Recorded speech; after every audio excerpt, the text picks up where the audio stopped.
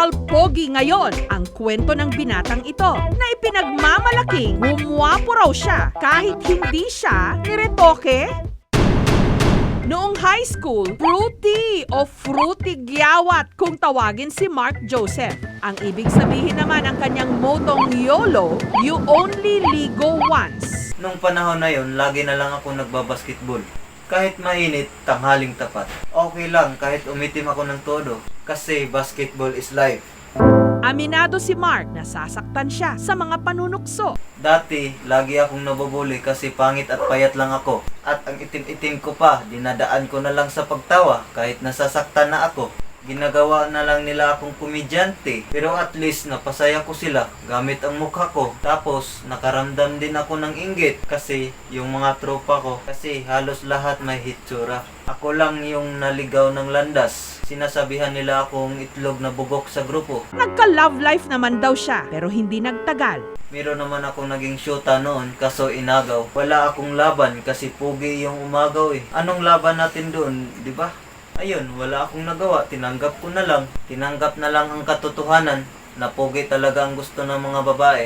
Mula noon, naging determinado raw siyang i-improve ang kanyang sarili. Yun nga lang, can't afford siyang magpaderma o gumastos para sa mga mamahaling skincare product. Ang sabon na kanyang ginagamit, kung ano na lang daw ang makita sa kanilang banyo. Dinalasan na rin daw niya ang paliligo at paghihilod. At nag-gym. Kapag naliligo ako, kinukuskus ko talaga yung balat ko. Nagtatanggal na ako ng libag. Nako, napakaraming libag na kukuha ko. Mga 2 kilo siguro. At paglalabas, lagi na lang akong nakapayong. Kahit anong sabon, nagamit ko na. Perla, Surf at minsan Tide Bar. Yung pag-transform ko, talagang low budget lang eh. Pati pananamit at hairstyle, binago rin ni Mark Joseph. Nagsimula na akong pumurma. Lagi na lang maganda yung sapatos ko. Magandang damit. Di na ako lumalabas ng bahay. Na bahala ng suot. Matapos ang ilang taong pagpapapogi, ito na si Mark Joseph ngayon.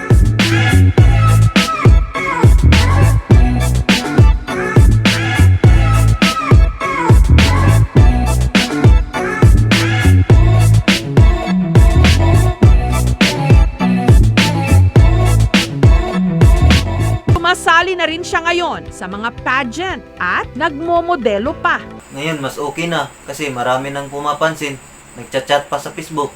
Minsan, istorbo. Pero okay lang kasi isa na yun sa mga fans ko. Tips ko po dyan sa mga gustong gumapo tulad ko. Relax lang kayo kasi hindi madaling ma-achieve ang ganitong muka. Kumbaga, sa sinasabi ng iba na marami pa kayong kakainin ng bigas. Sa akin naman, marami pa kayong ipapahid na sabon at kakainin na maraming prutas. Ang pagkain ng prutas ay nakakatulong para kuminis ang iyong balat. Pag araw-arawin mo to, malaan tsansa, nakikinis agad ang balat mo. Tips ko lang po sa mga nagpipiling pugi dyan. Nako, tumigil na kayo dyan. Kumbaga, gumising na kayo sa pagtulog nyo. Kasi nananaginip lang kayo. Ang hirap sa mga tao, pag binibigyan mo ng tips, minsan hindi sinusunod. Ang titigas ng mga ulo. Paano kayo magiging pugi katulad ko?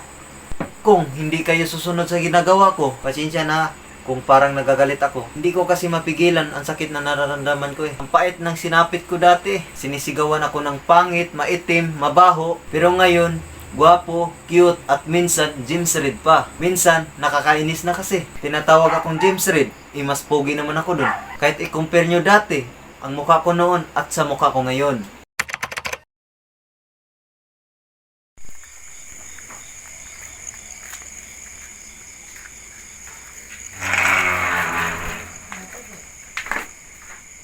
Sir. Excuse me lang, sir. Ano yon? Pwede po ba magtanong? Kilala niyo po ba ito? Ay, oo. Kilala ko ito. Ito yung pangit na taga Barangay Kurba. Ganun po ba? Ito po. Oh, tinatanong po ba yan? Si James Reid yan ah. Ayun yung artista na sikat ah. Ganun po ba? Salamat po. Oo. Minsan nga, di na lang ako lumalabas ng bahay kasi ang dami nagpapapicture. Ang daming humahalik, ang mabaho pa naman ng hininga. Yung tipong handang mamatay, mahawakan lang yung kamay ko. Sinasabihan ko sila na, relax lang kayo mga girls. andito na ang Mr. Pugi ng Kurba. Di niyo ako kilala, idiwaw. Ako po si Mr. Pugi number 2, ang sasali sa lakan ng Toybaanan next year. Kabahan ka na, Ma'am Shiji Sarunya. Ganun ba, sir? Pwede ba kayong magbigay ng solidong tips para sa mga gustong pumogi, sir? O yung mga taong gustong kuminis ang balat? Ang gusto ko lang sabihin sa mga nanonood dyan, is a prank!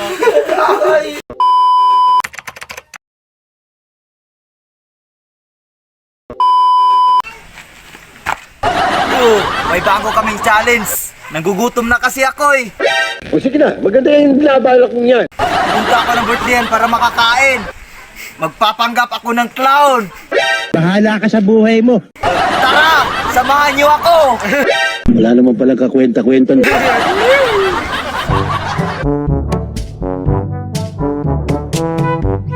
Ngiting aso ito eh. Plastic ang tao eh.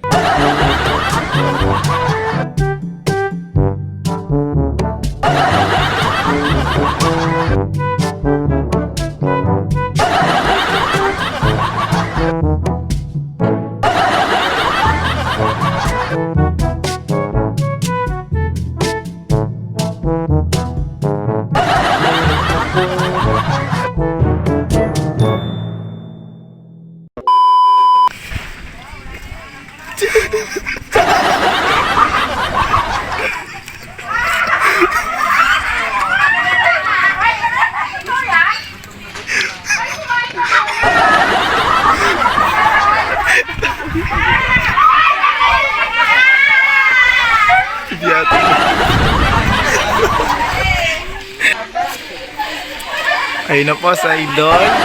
Mukhang nagtawa na naman nasa loob.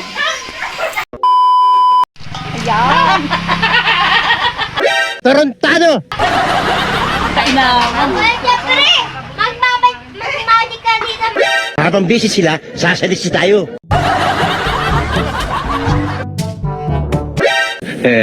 Galing ah.